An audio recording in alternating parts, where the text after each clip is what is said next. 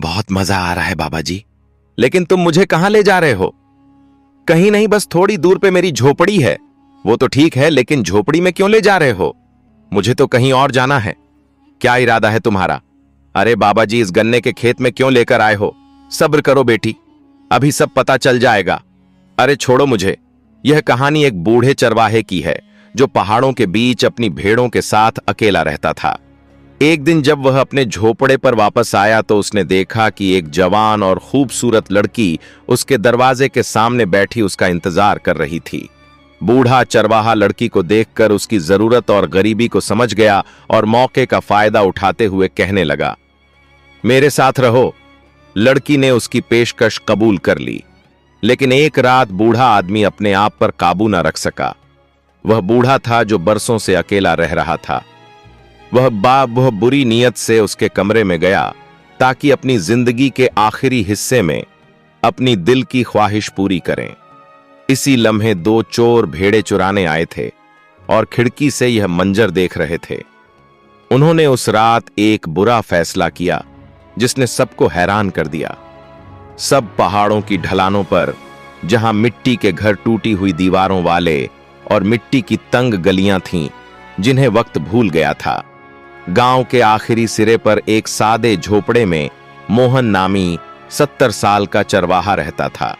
उसका चेहरा गहरी झुर्रियों से भरा था। हर झुर्री मेहनत की एक कहानी सुनाती थी। उसके सफेद बाल ऊन की टोपी के नीचे छुपे थे और गहरी भूरी आंखें जो बताई न जाने वाली कहानियां रखती थीं, क्षितिज की तरफ देखती रहती थीं। गांव वाले मोहन को अकेला और ईमानदार आदमी जानते थे। उसकी भेड्डें उसकी एकमात्र दौलत और साथी थीं। वह उनकी कम आमदनी से गुजारा करता था। वह भूखा रहकर भी जरूरतमंद की मदद करता था। एक शाम सूर्यास्त के वक्त मोहन खेतों से वापस आया। उसकी भेड्डें खामोशी से चल रही थीं और उनकी घंटियां हल्की आवाजें दे रही थीं। थकावट उसके जिस्म में घुस चुकी थी। उसकी पीठ खेतों में चलने से दर्द कर रही थी और हाथ पहाड़ी हवाओं की ठंडक से खुश हो गए थे। जब वह झोपड़े के करीब पहुंचा तो उसने कुछ अजीब देखा। एक जवान और खूबसूरत लड़की फीके और धूल भरे कपड़ों में झोपड़े के दरवाजे के पास बैठी थी। उसका चेहरा थकावट से पीला था, लेकिन खूबसूरती रास्ते की धूल के नीचे छिपी ना थी। उसकी हरी भरी आंखें सूर्यास्त की रोशनी में चमकती जवाहरात जैसी थी और सफेद त्वचा चांद की रोशनी मांगती थी। यह रीना थी, एक लड़की जिसकी जिंदगी मुसीबतों और तन्हाई से भरी थी। मोहन एक लम्हे को रुक गया, अपनी छड़ी को मजबूती से पकड़ा और भेड़ें बिखर गईं। खामोश मगर चौकस आवाज में कहा, नमस्ते देवी, आप यहां क्या कर रही हैं? रीना मुश्किल से खड़ी हुई, अपने कपड़े दुरुस्त किए और थकी और गमगीन आवाज में जवाब दिया, काका मोहन, मैं रीना हूं, नीचे की बस्ती से आई हूं, घंटों चलकर यहां पहुंची। सुना है आप अच्छे दिल वाले हैं। भगवान के लिए मेरे पास आपके सिवा कोई नहीं। उसकी आंखें आंसुओं से भर गईं और हाथ जोड़ लिए। उसकी सारी उम्मीद उसकी बातों पर थी। मोहन ने भेड़ें चराई। उसकी आंखें रीना की हरी आंखों पर पड़ीं तो दिल एक लम्हे को धड़का मगर जल्दी संभल गया। क्या हुआ रीना, इतनी दूर क्यों आई? उसकी आवाज खामोश थी मगर हिचकिचाहट थी। रीना ने गहरा सांस लिया। आंसू उसके गालों पर बह निकले। काका, मैं गरीब हूं। मेरे पिता जो चरवाहे थे 3 महीने पहले गुजर गए। हम अपनी बस्ती के चरागाहों में भेड़ें चराते थे, मगर उनकी मौत के बाद गांव वालों ने मुझे चराने ना दिया। कहा, अविवाहित लड़की यहां अकेली नहीं रह सकती। मेरी भेड़ें मेरी सब कुछ थीं, मगर अब चंद ही रह गई। मां सालों पहले मर गई। भाई शहर में हैं, अच्छी नौकरियां करते हैं, मगर मुझे निकाल दिया, रोटी तक ना दी। एक पड़ोसन माया ने कहा, आप ईमानदार चरवाहे हैं। उसने मशवरा दिया कि अपनी भेड़ें आपको दूं और मासिक पैसे दूं। आप उनकी देखभाल करो और उन्हें बढ़ाओ ताकि मैं बेचकर गुजारा करूं। मोहन खामोश हुआ, सर झुकाकर जमीन देखने लगा जैसे अंदरूनी लड़ाई लड़ रहा हो। रीना पर तरस आया मगर बुरे ख्यालात जहन में घूमने लगे। जवान खूबसूरत लड़की उसके झोपड़े में, उसकी तन्हाई का क्या? गांव वाले क्या कहेंगे? ठीक है रीना, अपनी भेड़ें यहां रख सकती हो, मगर मैं अकेला चरवाहा हूं, मैं नहीं संभाल सकता। तुम रहो और खुद देखभाल करो, मैं तुम्हारे लिए जगह तैयार करता हूं। रीना ने शुक्र से भरी आंखों से सर हिलाया और बोली, जैसे आप कहें काका मोहन, भगवान आपका भला करें।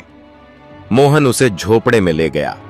भेड़ खाने के पास एक मिट्टी का कमरा था जो चारे का गोदाम था। रीना की मदद से चारा हटाया और एक कोने में पुरानी चादर, तकिया और ऊन की कंबल दी। रीना ने कमरे को देखा, मिट्टी और भेड़ों की बू थी, मगर उसे जन्नत लगी। उस रात वह चादर पर लेटी, छत को देखती रही और सरगोशी की, हे भगवान शुक्रिया, सोने की जगह मिली। मगर दिल में शक का साया था। मोहन अच्छा लगता था, मगर उसकी तन्हाई का क्या? अगर कुछ चाहे तो अगली सुबह जल्दी मोहन उठा, नाश्ता किया और भेड़ खाने गया। रीना भी उठी, कपड़े दुरुस्त किए और चमकती हरी आंखों से बोली, काका मोहन, मदद करूं मोहन। एक लम्हे हिचकिचाया, मगर हां कह दी। रीना ने भेड़ों को दूध पिलाया और झोपड़ा साफ साफ किया। मोहन ने देखा वह मेहनती है, हरकतें नरम और मेहरबान। खुद को बुरा भला कहा कि ऐसे ख्यालात किए। अपने आप से बोला, मोहन होशियार रहो। पहले दिन मोहन आधी भेड्डें मैदान में ले गया। रीना ने आधी अपनी भेड्डों समेट खेतों में। खेत विस्तृत हैं, सब्ज घास से ढके, हल्की हवा चल रही थी। रीना भेड्डें चरा रही थीं और पुरानी गीत हल्की आवाज में गा रही थी, जैसे आसमान की हवाओं से बातें कर रही हो, मगर दिल में हल्का खौफ था। रात को अकेले अगर मोहन बदल जाए तो। दूसरे दिन तेज बारिश हुई तो दोनों झोपड़े में रहे। रीना ने सब्जियों का सादा सूप बनाया। मोहन ने खाया और मुस्कुराकर बोला, अच्छा पकाया देवी रीना। रीना मुस्कुराई, मगर चौकस थी। रात को जब वह अपने कमरे गई तो उसकी सांस की आवाज पतली दीवार से मोहन तक पहुंच रही थी। मोहन जागता रहा, छत को देखता रहा। लालच उसे घेर रहा था।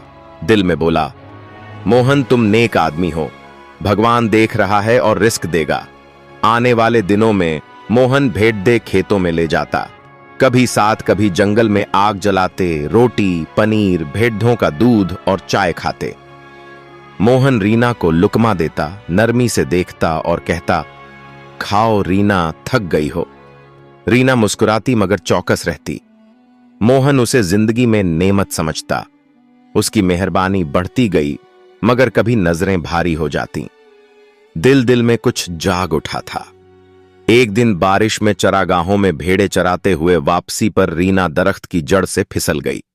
टखना मुड़ गया और गंभीर दर्द हुआ, जैसे तीर जिस्म में छेद रहा हो। वह गीली जमीन पर बैठी उठ ना सकी। हे भगवान, तुम्हें क्या हुआ?